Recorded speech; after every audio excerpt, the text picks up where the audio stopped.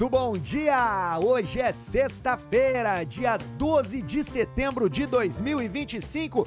Sextou no Refil.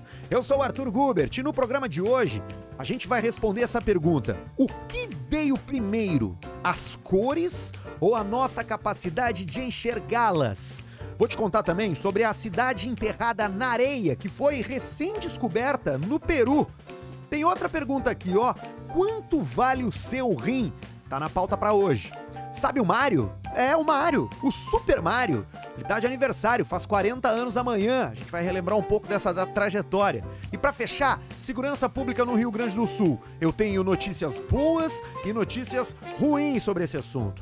A partir de agora, você fica com o repertório cheio de assunto pra começar o dia. Mas antes, deixa eu fazer o refil do meu café. Lembrando que você vai na descrição do episódio, aqui no Spotify, aqui no YouTube, clica no link da All Brewder e utiliza o cupom REFIL para ter desconto na sua assinatura de café. Mas vamos lá, que hoje o programa tá repleto de histórias interessantes. Tem bastante coisa legal aqui, ó. Vamos começar com essa daqui, um pouco de ciência, porque não sei se você já teve a oportunidade de ver esses documentários sobre natureza, com certeza já passeou na floresta, né? O mundo parece uma festa de cores. Maçãs vermelhas, suculentas, flores roxas convidando as abelhas, pavões desfilando aquele azul elétrico. Mas essa festa só existe para quem consegue enxergar as cores, é óbvio. Para muitos bichos, tudo isso é só barulho visual. A pergunta que intriga os cientistas é simples e genial. O que veio primeiro? As cores chamativas ou os olhos capazes de percebê-las? Vamos ver. A resposta que os pesquisadores vêm desenhando é contraintuitiva. A visão de cores apareceu antes dos sinais coloridos. Muito, muito antes, segundo os cientistas. Imagina assim, ó. Primeiro nasceram os olhos que distinguiam tonalidades. E só depois a natureza começou a usar as cores como recado. Uma fruta madura aqui, perigo ali, né? Um passarinho colorido que diz: olha só, eu sou um bom marido pra você, venha fazer sexo aqui comigo. Tipo assim, pensa numa sinaleira, né? Num semáforo. Se ninguém distingue o vermelho de verde, não adianta nada ter as cores. Então, tá determinado que a nossa capacidade de distinguir tons é mais antiga do que os tons se manifestando em si. E com o tempo, as cores acabaram virando linguagem, primeiro nas plantas, né? Frutas e sementes começaram a se destacar, as flores ficaram mais chamativas para atrair as abelhas, né? Os polinizadores. Depois vieram os avisos do tipo, não me coma, eu sou tóxico, que a gente enxerga em algumas espécies de cogumelos, e até naqueles sapos amarelos venenosos, né? Berrantes. E por fim, a vitrine do namoro. Penas, manchas, brilhos, desfiles, sinais de sedução que funcionam em espécies que enxergam cores, como nas aves. E aqui fica a dica, tá? Tem um documentário, As Aves do Paraíso, tem na Netflix, que é justamente sobre como essas cores aparecem em forma de sedução de machos procurando fêmeas. E por que manter tanta cor, né, se isso pode chamar predadores? Bom, porque para muita gente da natureza o benefício compensa. Uma fruta colorida tem mais chance de virar árvore em outro canto, sendo colhida, né? E tendo a sua semente despejada em outros lugares, né? Um bicho exibido, né? Todo colorido arruma um par mais rápido. É um jogo de custos e ganhos. Ao mesmo tempo que ele chama mais atenção dos predadores, ele também chama mais atenção das fêmeas. Isso faz com que a espécie se perpetue, né? Aqui no Brasil a gente tem um cardápio especificamente disso, né, de aves coloridas.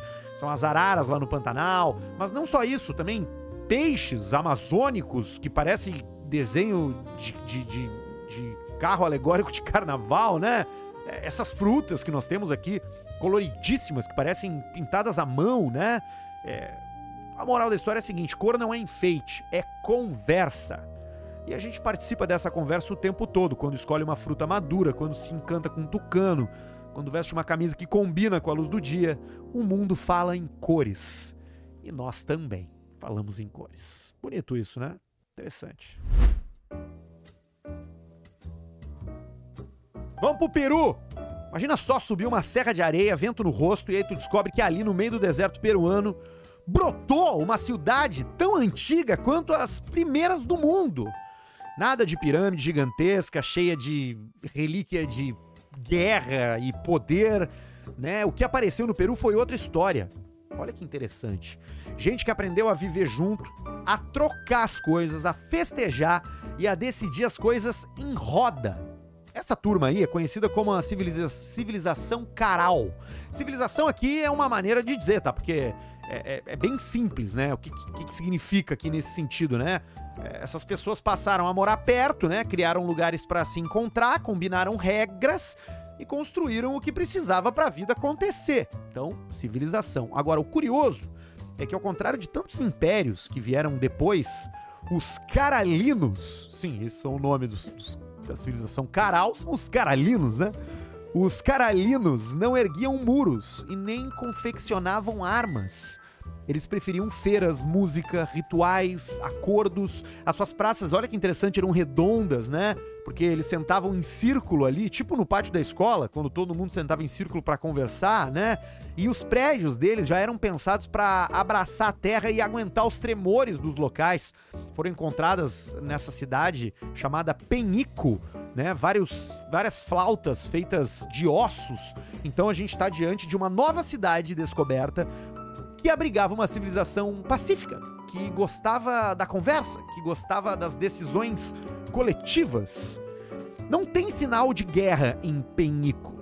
Tem boneco de barro, colares, gravuras, templos, casas e essas praças circulares aqui e ali, mostrando que os pontos de encontro eram muito importantes para esses caras. A lição que vem dessas cidades de areia do passado é clara. Diante de crise, dá para escolher adaptação em vez de conquista. Aproximar a vida da água, né? Porque eles precisavam dos rios para se manter sedentários, né? Tratar as nascentes ali como um tesouro, como eles faziam. Manter as trocas com os vizinhos, investir em cultura que junta as pessoas e que dá sentido. E quando a brincadeira fica difícil, não é hora de brigar pelo brinquedo. Esses caralinos nos ensinam que é hora de sentar em roda, combinar novas regras e mudar até o jogo de lugar se for preciso. Mesmo meio enterrada, essa cidade do deserto fala com o nosso futuro, né? Ela diz que sociedade forte não é aquela que levanta o muro mais alto, mas a que constrói pontes mais longas entre pessoas, paisagens e ideias. Eu acredito definitivamente que o futuro, e aqui eu não estou dizendo como esperança, estou falando também de tudo que vem junto com as previsões de futuro, né? Benefícios coletivos, benefícios particulares, benefícios de saúde, benefícios de quem lidera negócios. A gente vai ter que se entender, não tem desculpa. A polarização, a divisão a partir de visões de mundo, como a gente enxerga hoje, causa violência. Ontem mesmo a gente teve mais um exemplo disso, mais um assassinato político nos Estados Unidos, esse país que tanta gente idealiza, né? Toda hora assassinato político. Mataram Charlie Kirk, um republicano conservador. Há poucos meses atrás mataram 2 democratas no estado de Minnesota também. Então, o futuro não é de quem sabe lutar, o futuro é de quem sabe pensar. Tá aí de novo o mantra desse podcast aqui, ó. Pensar é um luxo. Agora, imagina essa cena aqui, ó. Vamos falar um pouco de saúde. O seu filho adolescente, né, chega em casa e fala assim, com a tranquilidade de quem pede um lanche, né, com a tranquilidade de quem fala qualquer coisa. Pai, eu quero doar o meu rim. Ah, o coração da mãe e do pai já dispara, né? Porra, cirurgia, risco, se ele precisar desse rim no futuro, a cabeça já começa a fazer várias contas ali, né? Porque, vamos lá, vamos começar aqui com o básico nessa história, tá? Os nossos rins são 2 filtros que estão o tempo inteiro trabalhando pra limpar o sangue, pra ajudar a manter tudo equilibrado ali, água, sais minerais. E a maioria de nós vive com um rim só.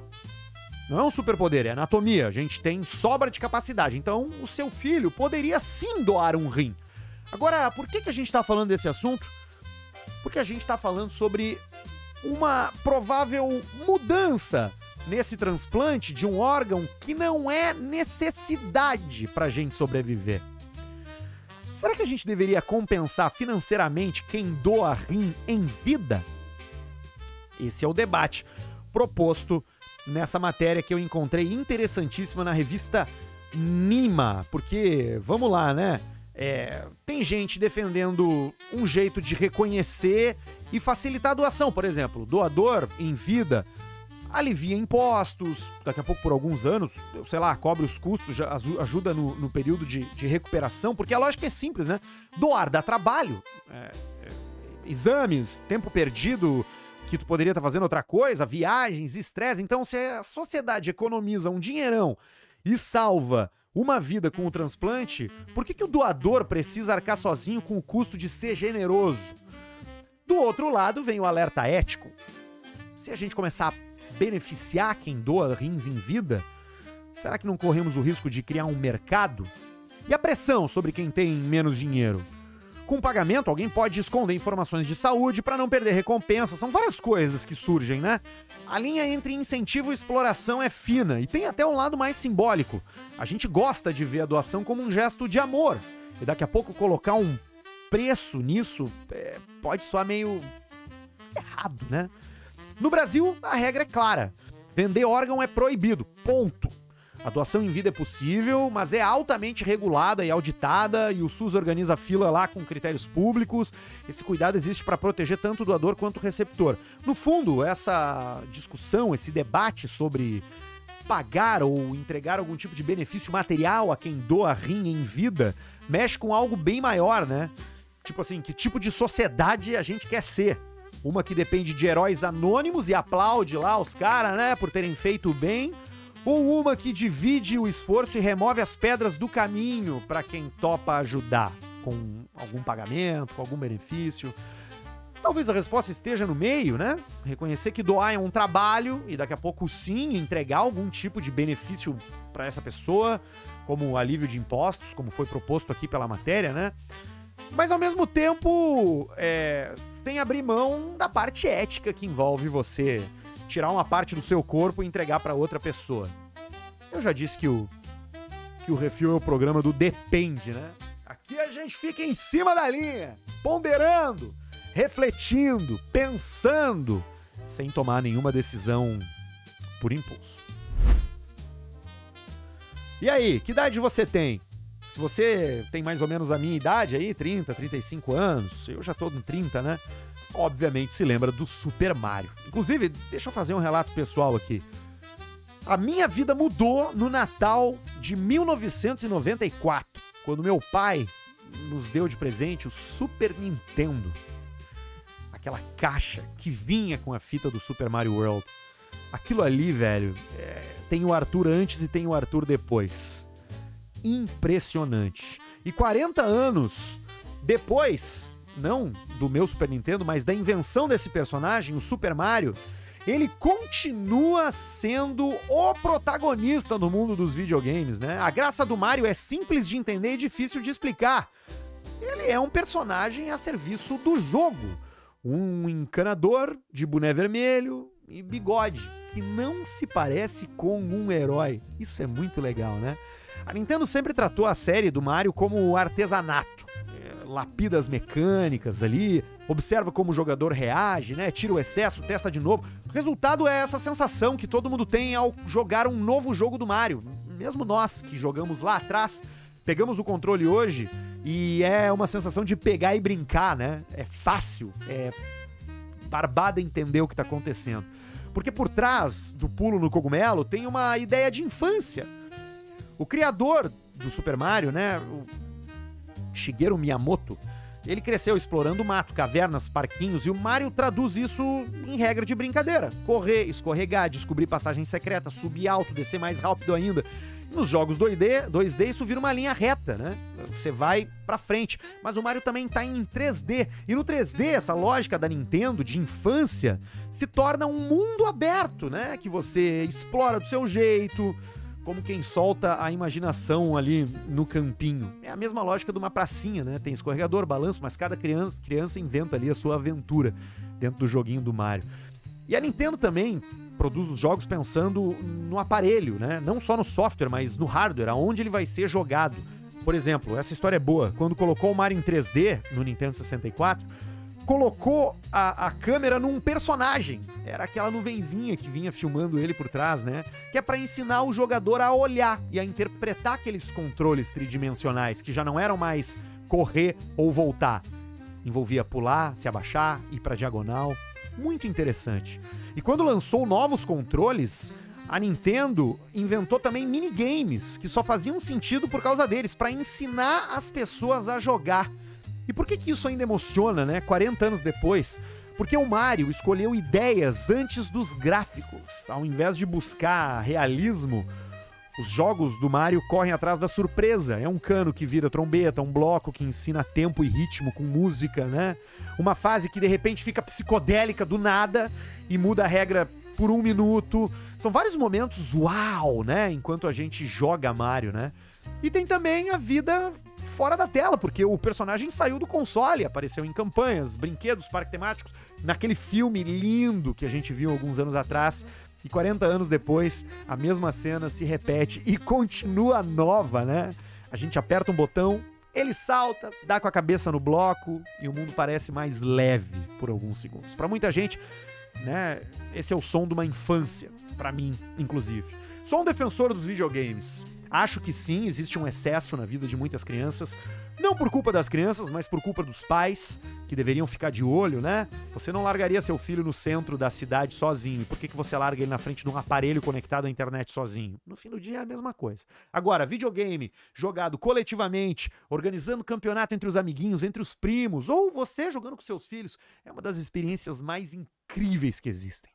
Trabalha objetivo, trabalha criatividade e tem bastante estímulo legal ali. O Refil é amigo dos games e sempre será.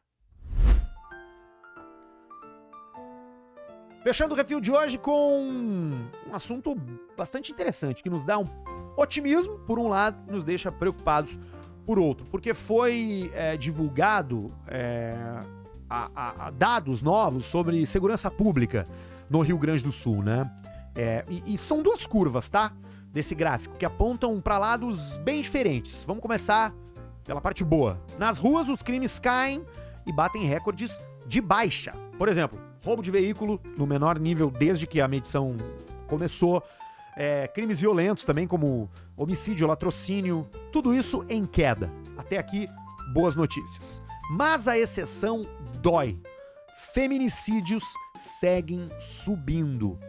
Vamos diferenciar feminicídio de homicídio? Inclusive, homicídio contra a mulher é uma coisa, feminicídio é outra. Feminicídio é quando a mulher é morta por ser mulher. Isso acontece quase sempre por alguém com quem ela já se relacionou. É o tipo de violência que não se resolve só com viatura e câmera na esquina, né? Porque ele nasce e acontece dentro de casa. No controle e nas ameaças que vão crescendo até virar tragédia. Não é um problema exclusivo do Rio Grande do Sul. Vários estados do Brasil vivem esse contraste, né? De ruas seguras e lares perigosos, mas aqui o feminicídio está, subindo. Tem outros dados nessa análise, tá? Pequenos furtos e roubos a pedestres oscilaram e até ocorrências bancárias apareceram de novo e no campo, o roubo de gado recuou. O que promove esses números, né? No geral, a tecnologia, as cercas eletrônicas, leitura de placa, vídeo monitoramento ajudam a derrubar esses crimes patrimoniais. Os roubos, né? Os crimes cometidos nas ruas. Agora, o feminicídio, não. Ele precisa mudar estruturalmente. Porque a pessoa que comete um feminicídio, a pessoa que comete um crime passional, o homem que bate, o homem que mata a sua mulher, a sua ex-mulher, a sua namorada, a sua ex-namorada, ele não tá cometendo um crime por oportunidade, como é um bandido que rouba um carro, né? Esse crime ele não começa no momento em que ele é executado. Esse crime cresce a partir de uma relação tóxica entre esse casal e vai culminar lá num feminicídio. Tenho certeza que vai ter gente dizendo que tem muita mulher que também agride homem, mas vamos lá, pessoal, não é nem comparável, tá? O grau de força, o número de crimes cometidos por mulheres contra homens dentro de relacionamentos versus o número de crimes cometidos por homens contra mulheres. Então, assim, não adianta nada ter câmera espalhada, isso não diminui feminicídio. Não adianta chamar a polícia rápido na hora, isso não diminui feminicídio. O crime do feminicídio é um tipo de crime onde a punição não importa pra quem o comete. O cara não tá executando um pensamento cognitivo, ele tá agindo por emoção. Como é que se resolve? Educando meninos melhores. Educando meninos melhores. Sendo um bom exemplo para o seu filho. Agindo da maneira que você determina que ele vai ser no futuro. Assim como eu, pai de menina, sou um exemplo de homem que elas vão buscar quando forem adolescentes, adultas. Você, pai de menino, precisa ser o exemplo que seu filho vai agir quando virar adolescente, quando virar adulto. Ele vai te imitar. Beleza? Então, ó, pra quem precisa de ajuda, 190 é emergência, né? 197 Polícia Civil. E o 180 é o Central de Atendimento à Mulher. Em briga de marido e mulher, a gente mete a colher. Se você ouvir alguma coisa aí no seu bairro, no apartamento de cima, de baixo, liga pro 180. É anônimo e eles atendem na hora. Fechou?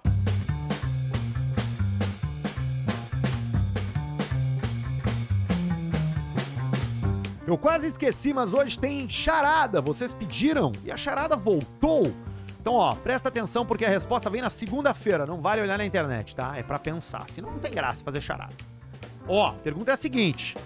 Um fazendeiro tem 10 coelhos, 20 cavalos e 40 porcos. Se um dia ele decidir chamar os porcos de cavalos, quantos cavalos ele terá? Hã? O Refil volta na segunda-feira, às 6 da manhã, sempre no YouTube e no Spotify. Te inscreve no canal do YouTube, segue a gente no Spotify e compartilha com os teus amigos. Você também pode seguir a gente no Instagram, @RefilPodcast. Sempre tem um corte novo todos os dias ali no feed. Eu sou o Arthur Gubert, tô de volta na segunda-feira, desejo um bom final de semana a todos. Curtam, aproveitem, divirtam-se, leiam e fiquem bem, porque na segunda-feira quero todos aqui novamente.